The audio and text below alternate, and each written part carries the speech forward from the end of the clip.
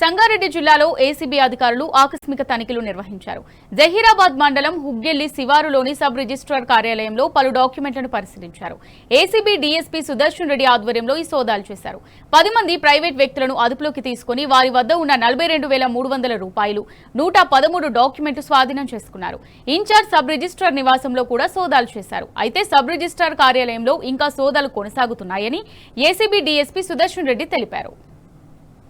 మా డీజీ గారి ఉత్తర్వుల మేరకు 3:30 ప్రాంతంలో సబ్ రిజిస్ట్రార్ జహీరాబాద్లో సర్ప్రైజ్ చెక్ చేయడం జరిగింది.